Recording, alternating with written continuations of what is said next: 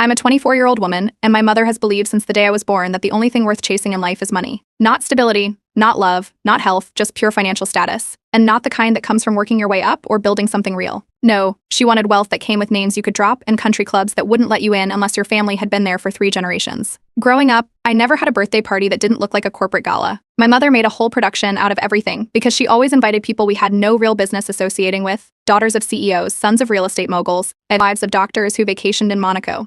She'd rent luxury cars just to park them outside our house. Our actual car was a beat-up sedan she made my father drive around the block and hide whenever people came over. When I was 17, I had my first real boyfriend. His name was Marco, and he wanted to be a chef. He was sweet, thoughtful, and saved up for months just to take me out for sushi on our 6-month anniversary. When my mother found out he lived in a 2-bedroom apartment with his family and his dad drove a city bus, she went ballistic. She told me I could either end the relationship or stop being her daughter. I cried for 3 days before I finally did it. I didn't even tell Marco the real reason, I just ghosted him. After that, I stopped telling her about anyone. Not that there was much to tell. She spent the next few years building a fantasy around me. She would casually tell her friends I was seeing someone in finance or dating the son of a tech CEO. I was single the whole time.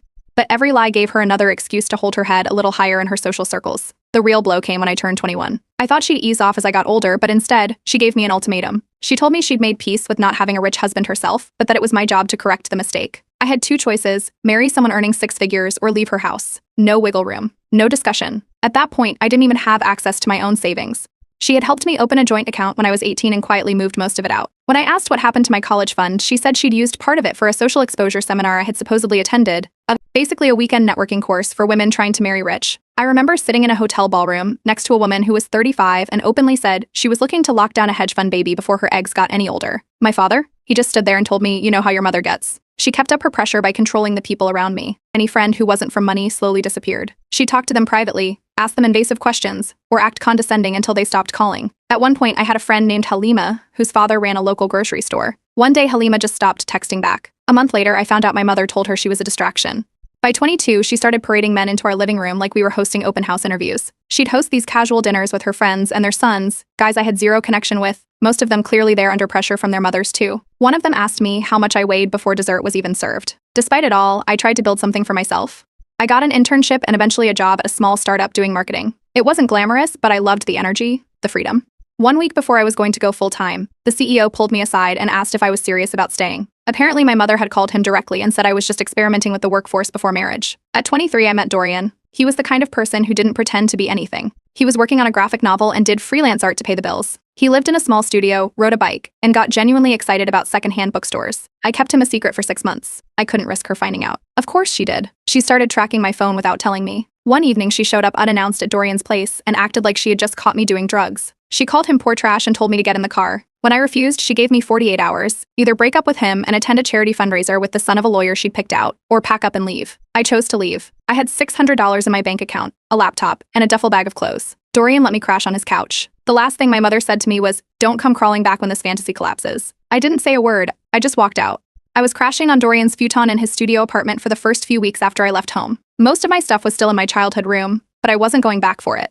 He cleared a corner of the room for my clothes and set up a small desk so I could work. I started picking up freelance writing gigs, product descriptions, blog posts, anything I could get my hands on. Some days I made enough to buy groceries. Some days I didn't. For almost a full month, I didn't hear anything from my mother. Not a single call or message. But my aunt, who usually stayed out of drama, started texting me cryptic things like "keep your guard up and there are discussions happening."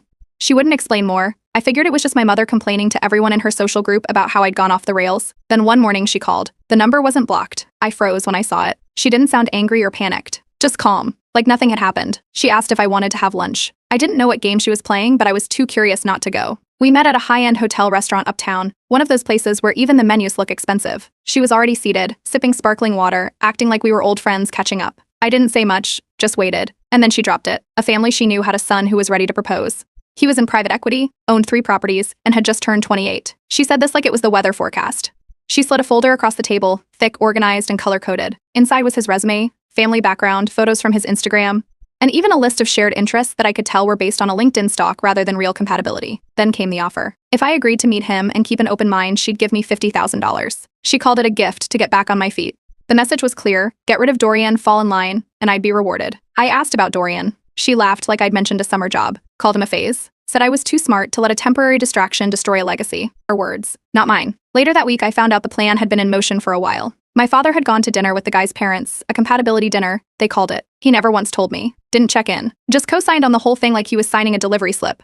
Then came the worst part. My cousin, who'd always been more of a sibling than a relative, sent me screenshots of an email thread between my mother and a few of her friends. She wrote that the crisis has passed and that I was on the path to redemption. She even said the engagement would be announced at an upcoming charity gala. I hadn't even agreed to meet the guy yet, but I did meet him. His name was Callum. We got coffee at a cafe that clearly wasn't his choice. He showed up in a tailored jacket and loafers with no socks, looked me in the eye and told me he was only there because his mother threatened to cut him off if he didn't at least try. We both agreed. This wasn't happening. He flew out to Dubai a week later for a work project and never followed up. My mother lost it. She left voicemails, texted me nonstop, even sent a 3-paragraph message to Dorian's art page claiming I was destroying my life. Then she showed up at our apartment. Again. This time she waited outside until Dorian came back from a grocery run and tried to guilt him into talking. He asked her to leave. She called the police and claimed he was harassing her. That pushed us over the line. Dorian filed a report and we started the process for a restraining order. We also contacted the building manager because she had somehow convinced a neighbor to let her into the lobby more than once. We found out she had sent a woman, some vague friend from the gym, to knock on our door and pretend to be looking for a lost dog. When I asked her who sent her, she just smiled and said she was told someone needed help here. We moved a few weeks later. New place, new locks, different part of the city. I didn't tell anyone in my family where. We packed everything in 2-car trips and left the futon behind. Starting over was necessary, but the damage? That didn't stay behind. A few weeks after we moved, Dorian started getting emails from random accounts. At first they looked like spam, generic subject lines, vague threats, but then they got more personal. One called him a parasite. Another accused him of using me to climb out of poverty. A few even referenced his past projects, twisting details like he had lied about everything. We brushed it off until one came with a screenshot of his art posted next to an old photo of me and my mother at a fundraiser from years ago. That one wasn't public anywhere. Then his publisher called. They had received an anonymous tip. The message claimed Dorian was manipulating a vulnerable woman from a wealthy background and using that connection to position himself as an underdog artist. But they said there were reputational concerns and that, until everything was reviewed, they were pausing his promotional cycle and delaying the rollout of his next release. They asked for a detailed timeline of our relationship, how we met, when we started dating, where we lived, who we talked to about the book. Dorian gave them everything he had. I started pulling receipts too, screenshots of my old texts with him, photos, rent receipts, a calendar with the date I moved in. It didn't feel like defending a relationship. It felt like building a legal case. A friend of ours from Dorian's art circle works in digital security. He offered to trace the email headers just to see if anything stood out. A day later, he called and asked me to sit down. Every single email had been routed through a VPN, but the original IP, before masking, matched the service provider at my parents' house. Same zip code, same signal bounce pattern, same timestamp footprints from our old neighborhood. I didn't call my mother. I called my father. He didn't deny it. He just got quiet and said my mother had hired a reputation consultant who might have taken it too far. The consultant had apparently pitched a plan to rebrand me publicly if I accepted a different relationship narrative. When I refused to cooperate, the strategy changed. My aunt called me the next night. She was crying. There had been a family dinner and my mother told everyone that Dorian was a leech who had emotionally manipulated a girl raised to marry better. My aunt said half the table went silent. The other half nodded along. I sat down and started building a folder. Every text from my mother. Voicemails, screenshots of the emails, headers, comparison timelines. I included receipts from when she tried to offer me money to marry the other guy, messages she sent Dorian's art page, even that folder she gave me at lunch with the resume inside. I sent the full folder to Dorian's publisher and also to a legal contact a friend connected me with. Meanwhile, I uploaded a compressed version of the evidence to a private link and sent it to the top 5 people in my mother's social circle, the ones she cared about the most. Women she hosted brunches with. The ones who co-chaired events and lent her dresses and name-dropped their way through art exhibits. I didn't say much, just dropped a message that they might want to know who they've been working with. Within days, the fallout began. One of her closest friends backed out of a charity fundraiser they were supposed to co-host. Another pulled her name off a shared fashion auction invite. Her book club disbanded quietly, without a word.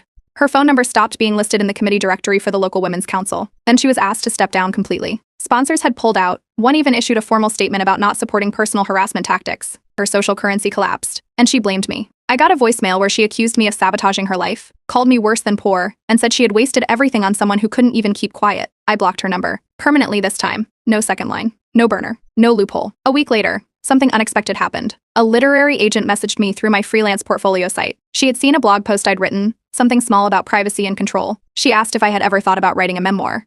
Dorian and I talked about it. We knew it would be hard and public, but we also saw the potential. That week, we started mapping out a joint graphic novel. It would follow a woman whose life was designed by someone else, but instead of folding, she rewrites the script. It's not a revenge story. It's a rewrite. This time, the ending is ours. It started with a message from Claudia, someone I hadn't spoken to in over a year. We were close in college, but drifted like most people do. She messaged me out of nowhere asking if I was doing okay and mentioned that she had run into my mother at a boutique event. I already knew it was going somewhere bad, but I kept reading. Claudia said my mother had told her I was battling an addiction and that Dorian was unstable and potentially dangerous. She sounded confused more than anything, like she wanted to help but didn't know what to believe. I didn't even have to guess where it came from. The next 2 days proved it wasn't a one-off. 2 more people I hadn't talked to in months reached out. Both of them said they'd been contacted through a mutual connection, and both repeated similar lines, concerns about Dorian, questions about whether I was in trouble, and hints about me needing a safe place to land. It was like someone had handed them a script. One of them, Tony, finally told me the truth. He had met my mother once during a university event years ago, and had kept her number since then. A few days earlier, she messaged him and asked if he could do her a favor. The favor was trying to convince me to leave Dorian. She offered him $500 up front and promised more if I agreed to come home. Finally, me stay a light mission. I called every single person who had contacted me. I told them exactly what was happening, walked them through the restraining order, the digital harassment, and even showed screenshots and proof. Most were horrified. A few stayed quiet. I noticed which ones stopped following me afterward. Around the same time, my mother started following their social media pages. She was commenting under their old photos with vague messages, like hope she's okay and praying for her healing. On Dorian's old artwork posts, she left thumbs down emojis and a single word comment, danger. The accounts weren't private. Anyone could see them. It wasn't subtle. Dorian offered to deactivate his profiles for a while. He said if it would stop her from spiraling further, he didn't mind stepping back. I told him not to. Hiding wouldn't fix it. He had already built his community, his audience. He wasn't going to shrink to make space for her chaos. Then a mutual friend, whose dad works in private security, pulled me aside at a small gathering. She said she overheard her father talking about someone from the district asking for a discreet private investigator to track a woman and her boyfriend. The woman claimed her daughter had been taken in by a manipulator, and she wanted to make sure she wasn't in danger. The description matched too closely to ignore. That same week, we found a gift bag sitting outside our apartment door. No card, no note. Inside was a necklace, silver dainty, something I would have liked back in high school. Dorian thought it was suspicious, so he opened the clasp and noticed something strange. The back had a small bump. He took it to a tech-savvy friend who examined the bump under the clasp and confirmed it was a tiny Bluetooth tracker, the kind used for product testing or pet collars. We reported it to the police immediately. The restraining order violation report was updated. This wasn't just harassment anymore. It was surveillance. Then she went after my job. One of my freelance clients forwarded me an email they got from someone claiming to be my mother. The message called me unstable, said I had violent mood swings, and warned them about working with me. Luckily, my client didn't fall for it. Instead, they sent me the email and asked if I was okay. They told me they'd keep the contract going but suggested I switch to a business alias for a while. Some of my friends didn't want the heat. One sent a short message saying, I can't keep getting pulled into this. Another unfollowed me and then soft blocked Dorian. The pressure was too much for them, I guess. I didn't respond, I just noted who was still standing with me when things got loud. Then came the handwritten letters. My mother had other people deliver them. 2 came from neighbors of my childhood home. Another from a woman I vaguely remembered from church. They weren't threats. They were guilt bombs. Phrases like a mother's heart can only take so much, and how will she survive without her only daughter? That was the final push. I made another public post online. This time, I didn't blur the lines. I described how she contacted my friends, tried to bribe them, planted a tracker, and reached out to my employer. I attached photos of the gift, screenshots of her messages, and the report we filed with the police. It wasn't about revenge. It was about protecting myself. It gained traction. Fast. Within 2 days, the post had gone viral. Media outlets started reaching out asking for interviews, and advocacy groups offered help. A few even said this could be part of a larger pattern they'd seen before. I didn't answer anyone right away. I just sat with Dorian on the fire escape of our apartment that night. We didn't say much. We didn't need to.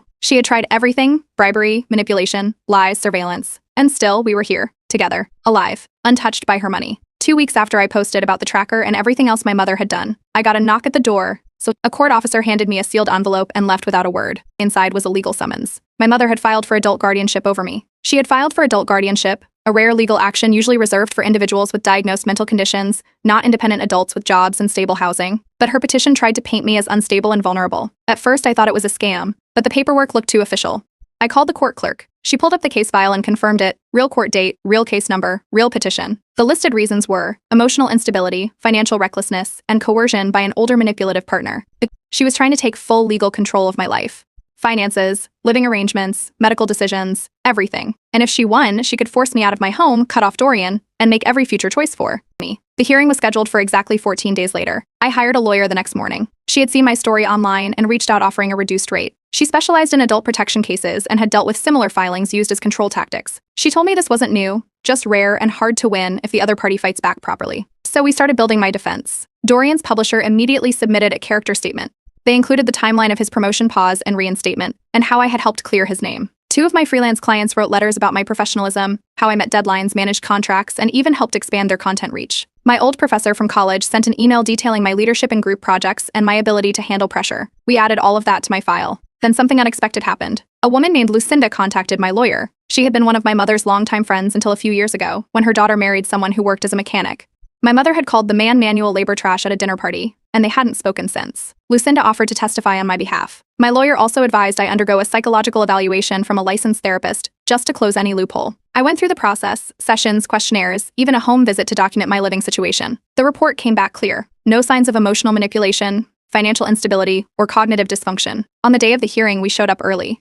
My mother arrived 15 minutes late in a tailored coat, pearl earrings, and heels like she was attending a luncheon.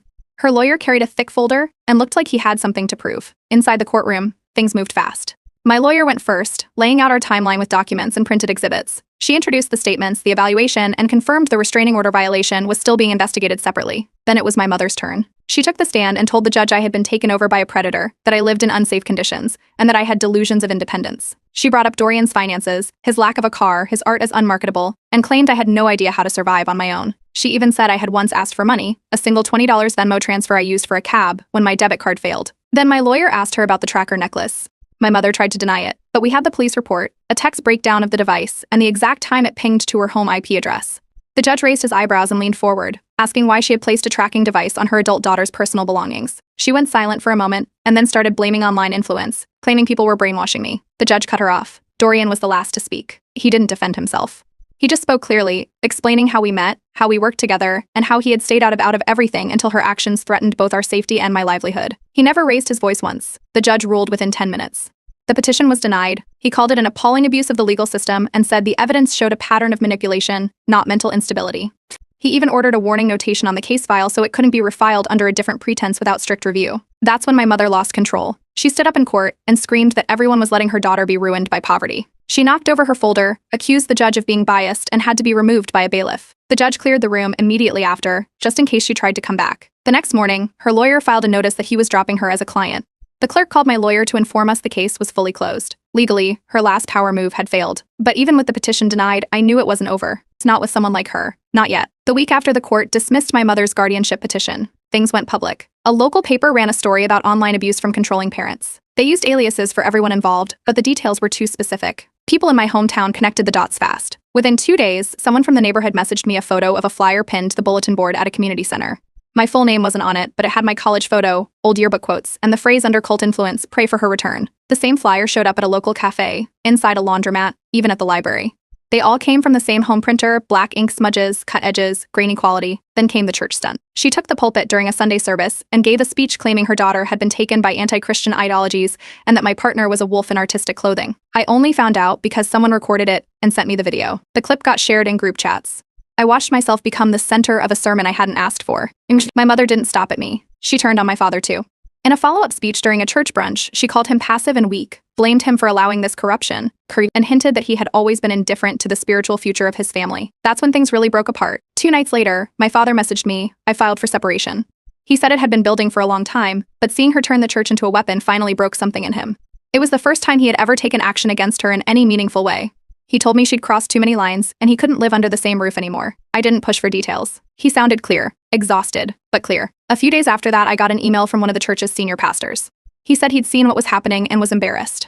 He apologized on behalf of the church and clarified that she'd acted without any support from leadership. The church board met later that week and placed her on a leave of absence from the event planning committee. Not long after, she launched a blog. The title was How I Lost My Daughter to Greed and Lust. It was filled with dramatic fiction dressed up as fact, posts about how I snuck out at night to meet strange men, how I stole from her to buy makeup, and how I begged for expensive things and then turned around and embraced poverty. None of it was real. She wrote like she was submitting to a tabloid editor, and people started reading it. I posted my response online, titled How Wealth Broke My Mother. It was a short article with embedded call logs, screenshots of her emails, and police reports, each one carefully redacted but clearly structured. I added a timeline of key events and included short voice clips of her threats. I didn't accuse her. I let her own words speak. The article spread fast. Newsletters picked it up, activist pages reposted it. I got an email from a clothing brand that promotes economic justice.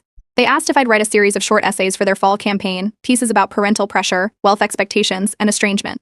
I accepted. One of the essays led to an invitation to speak at a college panel for young creatives navigating toxic family systems. I accepted that too. The event had about 50 people. I was halfway through answering a question about class-based pressure when someone in the third row stood up and shouted my name. It was her. She had bought a ticket under a fake name and waited until the QA to start heckling. She called me ungrateful, accused the panel of encouraging daughters to betray mothers, and waved around a folder of printed blog posts. A few students started yelling back. Security came in and escorted her out. She screamed the whole way. I didn't stop the talk. I just kept going like she wasn't there. 3 days later, I received a letter from her lawyer, or rather, a new one. She was threatening to sue me for defamation. My lawyer sent back a short response. Every piece of content I had posted was factual, documented, and protected. She never followed through. Instead of trying to fix ties with old friends who had vanished when things got tough, I started pouring into the ones who had stayed. The friend who sent me the video from the church. The client who backed me when my mother tried to sabotage my work. The professor who checked in every month like clockwork. That group became my base. Meanwhile, Dorian's graphic novel, loosely inspired by our story, took off. It landed on a bestseller list and turned into a cult favorite among readers who resonated with themes of control and escape. His publisher expanded the press run and offered him a second deal. The book was everywhere: bookstores, podcasts, fan art accounts. But I still knew one thing: she wasn't done yet.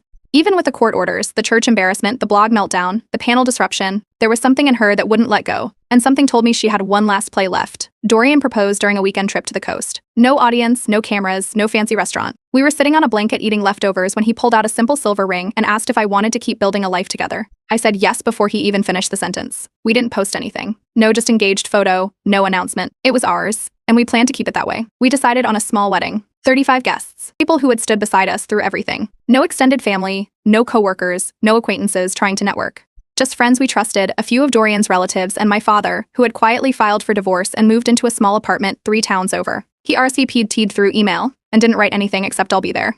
That was enough. Because of everything that had happened, we took extra precautions. We hired 2 private security guards, set up a guest checkpoint at the venue entrance, and gave every guest a digital code that had to be shown at entry. Phones were allowed, but we asked everyone not to post anything until after the wedding. No dates, no location tags, nothing. The venue was tucked in a wooded area just outside the city. Small garden, warm lights, quiet paths. It was the opposite of everything my mother would have planned. No chandeliers, no centerpieces made of orchids, no champagne tower. Just long wooden tables, homemade food, and music from a friend's speaker system. A week before the wedding, we noticed something odd. My second cousin, who we had invited reluctantly, posted a vague Instagram story showing the venue gates with a caption that said, "Something magical coming soon." No names, no direct clues, but if you were looking for it, it wasn't hard to figure out. We asked him to delete it, and he did. But it was already too late. On the day of the wedding, everything was calm, until 15 minutes before the ceremony. A woman in a beige trench coat arrived at the checkpoint, carrying a white bouquet and demanding to be let in. She claimed she was the mother of the bride and shouted that her daughter was being sacrificed to poverty in front of God and everyone. Security stopped her at the gate. She started yelling louder. It was my mother. She dyed her hair darker and wore a wig cap underneath like it was a disguise. The bouquet was fake, plastic roses wrapped in tulle. She wore heels, heavy makeup, and a pin that said "Proud Mother" across her lapel. The guards asked her to leave. She refused and started a scene, loud, dramatic, theatrical. She accused Dorian of stealing me. She called my father a coward. She called our guests poverty enablers. Most people stood quietly. A few stepped away. Some looked at me, unsure what to do. The wedding coordinator asked if we should call the police. I told her to wait. I walked out in my dress. No veil, no train, just the same simple white slip I'd picked out at a consignment shop. I walked straight to the gate, stopped 3 feet from her, and told her calmly that she needed to leave, or security would call the police again. She looked me up and down, stunned that I was standing there without crying or begging. Then she asked, "So this is it? You're choosing that man over your future?" I replied, "No, I'm choosing my future over your fantasy." She stood frozen for a moment. Then she started crying, big, loud sobs, the kind that sound more like a performance than pain. She muttered something about betrayal, about how she had built everything and I had thrown it all away. The police arrived 6 minutes later. One officer recognized her name from our previous reports. They gave her 2 choices: leave peacefully or be taken in. She left. Loudly, dramatically, but without a fight. She was gone before the ceremony even began. We started the wedding 20 minutes late. I wiped my face, fixed my lipstick, and walked down the aisle barefoot. The officiant didn't even mention what happened. We just kept going. Dorian's vows weren't long. He talked about choosing partnership over control, joy over approval, and how real wealth wasn't measured in money, but in peace. People cried. I cried too, but not because of my mother, because for the first time in my life, the future was mine. We danced under string lights that night. No spotlight, no photographers shouting directions. Just slow music, laughter, and plates filled with food someone's grandma had made. Friends gave speeches about love and choosing your own story. My father stood in the back and raised his glass once, then sat down quietly. Somewhere out there, I knew my mother was watching all of it unravel. Not the way she wanted, not with elite guests, or fancy cars, or photos for social media clout, but exactly how it needed to.